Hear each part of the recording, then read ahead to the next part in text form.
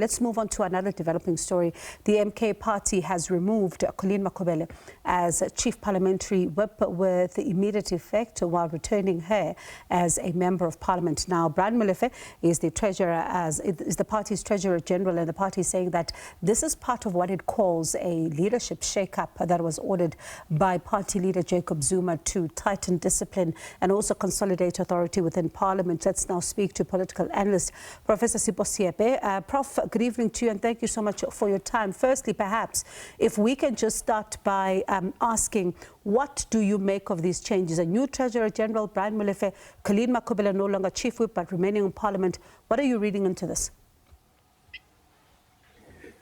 Well, it's very unfortunate that this happens during what you call the election year, and also the frequency with which there's been changes does not project the organization that has stability.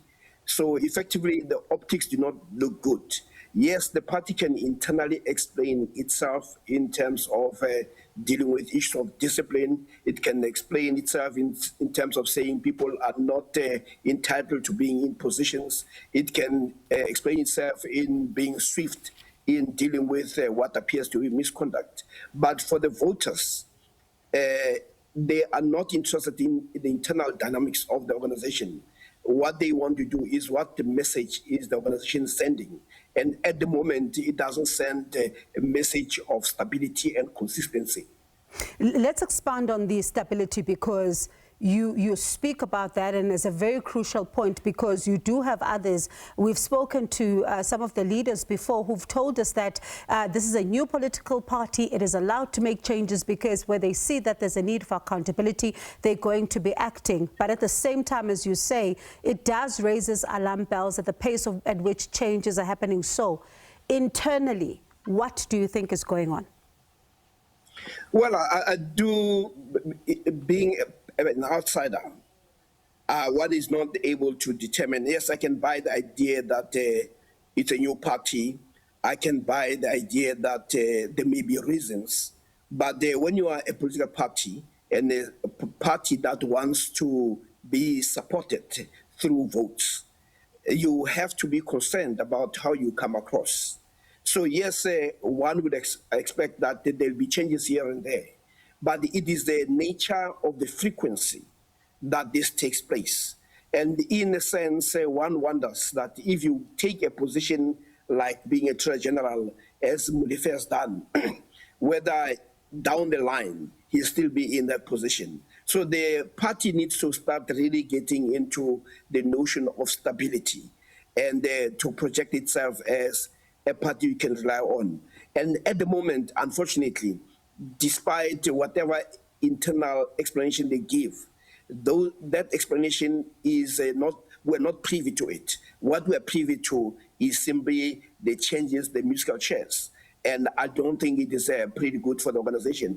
And some people argue that this organization is actually growing, but it will end up being undermined by its very leadership.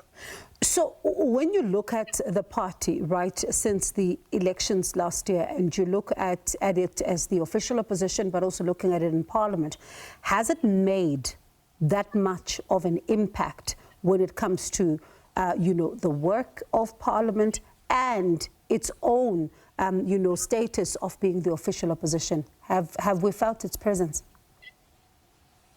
Well, I don't think they've been lackluster in terms of performance. But if you look at their participation in the ad hoc committee, we saw the party beginning to show some bit of life, where those who are participating there taking almost a serious responsibility, that they prepare, they ask the relevant question. I think the party seems to be doing much better on the ground with its social programs, but it needs to check up its performance in Parliament, especially given that it is a party that has people who are seasoned in terms of understanding South African politics, in terms of having been in government, in terms of also having run some of the SOEs. So you'd have expected the party to take advantage of that solid background and information and knowledge. But I don't think they have risen to the level where they are capable of. I think they are underplaying their strength. They are not overplaying to their own strength. Could that harm them then, as far as the local government elections are concerned? Oh, definitely. I mean, if you underplay, you have to play to your strength. And if you do that, you don't do that, you undermine your own chances. So now is the time for them to start saying, let's suspend some of these squabbles around issues of leadership. And remember the people who voted for us, because those people expected more from us, given the fact that those are people who are disillusioned with other parties, especially the ANC. So you can't be bringing the same squabbles that you ran away from. And it may be that some join the MKP more because they are positions and they are known, and hence the musical chairs that we are seeing. But from the voter's position, they simply want to talk about the voters. It is what's in the interest of the voter, not so much what is in the interest of the leadership. Prof, can they avoid these internal squabbles, though? I ask this because, as you say, some of them have moved from the ANC, where we've seen factional battles at play as well. So if you're moving from that to the next point, where you are likely to find more of the same, can you then avoid factionalism? Well, I mean, it's really about how you manage. The problem is not having problems.